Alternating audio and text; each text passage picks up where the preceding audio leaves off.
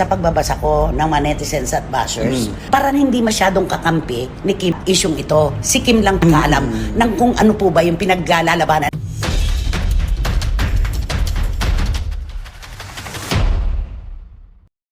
Pagsambulat ng pinakamalaking kontrobersya sa showbiz kung saan ibinunyag ni Christy Fermin ang ultrasound na nagpapatunay sa lihim na pagbubuntis ni Kim Chiu kasama si Paolo Avellino matapos ang ilang buwang pananahimik at pagtatago sa publiko ng Tambalang Kim Pao, isang napakalaking balita at tila isang napakalakas na lindol na gumimbal sa buong industriya ng Philippine show business ang kasalukuyang pinag-uusapan at pinagdedebatehan ng buong madla sa bawat sulok ng bansa ngayon.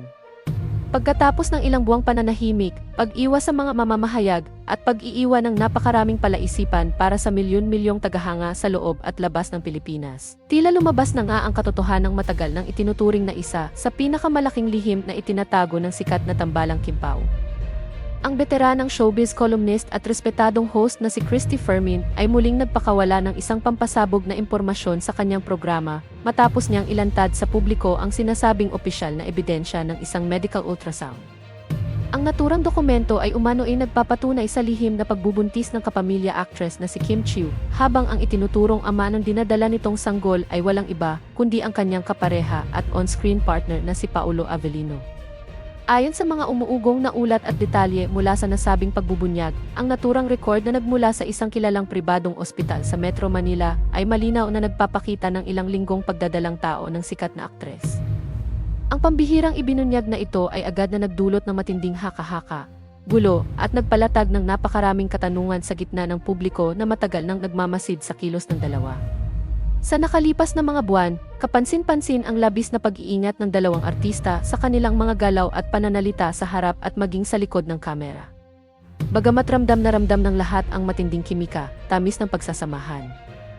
At tila espesyal na ugnayan sa pagitan ni Kim at Paolo tuwing sila ay magkasama, patuloy pa rin nilang pinananatili ang pampublikong katahimikan ukol sa tunay na estado ng kanilang relasyon. Ngunit sa bigla ang paglabas ng sinasabing medical evidence na ito mula sa kampo ni Christy Fermin, tila nawalan na ng saysay ang kanilang ginagawang pagtatago at tuluyan nang nabuwag ang matayog na pader ng kanilang pribadong buhay. Ang nakagugulat na balitang ito ay mabilis pa sa kidlat na kumalat sa iba't ibang social media platforms, kung saan agad na naghati ang opinyon ng milyon-milyong netizen at masugid na tagahanga. May mga pangkat ng supporters na labis na nagalak at natuwa para sa dalawa, na nagpahayag na oras na upang opisyal na nilang aminin sa buong mundo ang kanilang pagmamahalan at ang bagong biyaya sa kanilang buhay. Sa kabilang banda, marami rin ang nagpahayag ng matinding gulat, pagtataka, at panlulumo dahil sa tanong kung bakit pinili pa ng dalawa na ilihim ang ganitong kagandang balita mula sa mga taong patuloy na sumusuporta sa kanila mula pa sa simula. Sa kabila ng matinding ingay, kontrobersya, at walang humpay na usap-usapan na nilikha ng espekulasyong ito sa buong kapuluan, nananatili pa ring tahimik ang mismong kampo ni Kim Chiu at Paolo Avellino habang wala pa ring opisyal na pahayag o paglilinaw na inilalabas ang kanilang mga tagapamahala upang kumpirmahin o tanggihan ang tungkol sa nasabing dokumento. Sa kabilang banda, labis ding na pag-uusapan ng mga eksperto sa industriya ang magiging direktang epekto ng kontrobersyang ito sa mabilis na pag-angat ng kanilang mga karera at sa mga nakatakda nilang malalaking proyekto sa telebisyon, pelikula, at mga endorsement deals. Marami ang kasalukuyang nag-aabang kung paano haharapin ng Tambalang Kim Pao ang ganitong klase ng napakalaking pampublikong pagsubok, kung gagamitin ba nila ang pagkakataong ito upang maglabas ng direktang pagtatanggi. O kung ito na ba ang magiging daan upang tuluyan na nilang aminin sa madla ang totoong lagay ng kanilang ugnayan. Habang lumilipas ang mga oras, patuloy na nakatutok ang buong bansa sa mga susunod na kaganapan at opisyal na pahayag sa kwentong ito na tiyak na mag-iiwan ng isang napakalaking marka at hindi malilimutang kabanata sa kasaysayan ng showbiz sa Pilipinas. Upang mas maunawaan ang lalim ng isyong ito, kailangang balikan ang mga nakalipas na linggo kung saan nagsimula ang mga haka-haka ukol sa pagbabago sa kilos at kaanyuan ng aktres sa kanyang mga regular na palabas. Maraming matatalas ang matang tagapanood ang nakapansin sa tila pag-iwas ni Kim Chiu sa mga eksenang nangangailangan ng matinding galaw o physical exertion sa kanyang mga live shows. Bukod pa rito, naging usap-usapan din sa mga online forums ang kapansin-pansing pagpapalit ng kanyang estilo ng pananamit, kung saan mas madalas na siyang makitang nagsuot ng mga maluwag na kasuotan kumpara sa kanyang kilalang paboritong fitted outfits.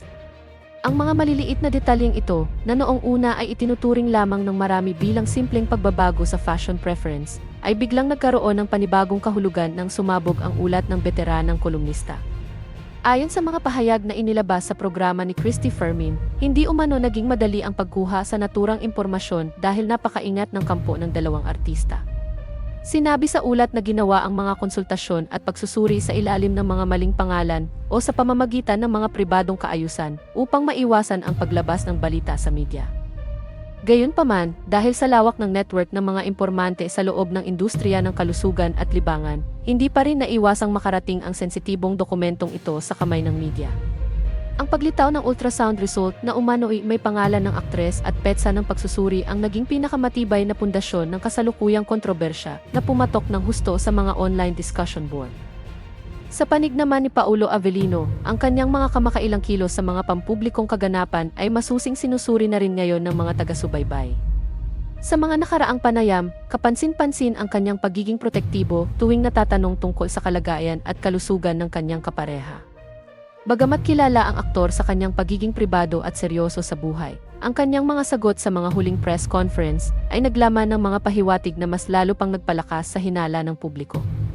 Ang kanyang patuloy na pagdalo sa mga personal na obligasyon, kasama ang pamilya ng aktres, ay itinuturing din ng marami bilang patunay ng mas malalim na commitment sa pagitan ng dalawa sa likod ng mga ilaw ng kamera. Ang reaksyon ng mga tagahanga ay patuloy na nagdudulot ng malaking dibisyon sa mga pampublikong grupo at mga fan club sa buong mundo.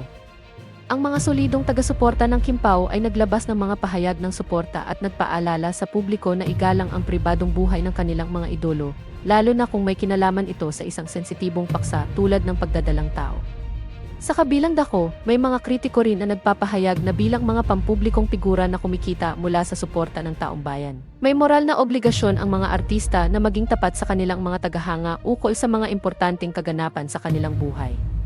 Ang ganitong ugnayan ng paghanga at ekspektasyon ay lalo pang nagpapatindi sa tensyon habang wala pang malinaw na linaw mula sa magkabilang kampo. Habang naghihintay ang lahat sa opisyal na pahayag ng management team at ng mga kinaukulang artista, ang isyong ito ay patuloy na nagiging pangunahing paksa sa mga balitang pampelikula at pantelebisyon. Ang tanong kung magkakaroon ba ng isang eksklusibong panayam o isang formal na press statement sa mga darating na araw ay nananatiling nakabitin sa hangin. Sa bawat oras na lumilipas na walang paglilinaw, ang kwentong ito ay lalo lamang lumalalim. At nagkakaroon ng iba't ibang bersyon sa imahinasyon ng publiko. Ang tiyak lamang sa kasalukuyan ay ang katotohanang ang kontrobersyang ito ay isa sa mga pinakamainit na kaganapang tumatak sa kasaysayan ng Philippine entertainment sa mga nagdaang taon. Ang mga mamamahayag mula sa iba't ibang network at pahayagan ay patuloy na nag-aabang sa labas ng mga studio at tahanan ng mga sangkot na personalidad upang makakuha ng kahit simpleng komento lamang. Sa kabila ng matinding pressure mula sa media at sa publiko, nananatiling sarado ang komunikasyon ng mga malalapit na kaibigan at kapamilya ng dalawa na tila nagkakaisa sa pagprotekta sa katahimikan ng magkapareha. Ang ganitong antas ng secrecy ay lalo lamang nagdaragdag sa misteryo at interes ng madla.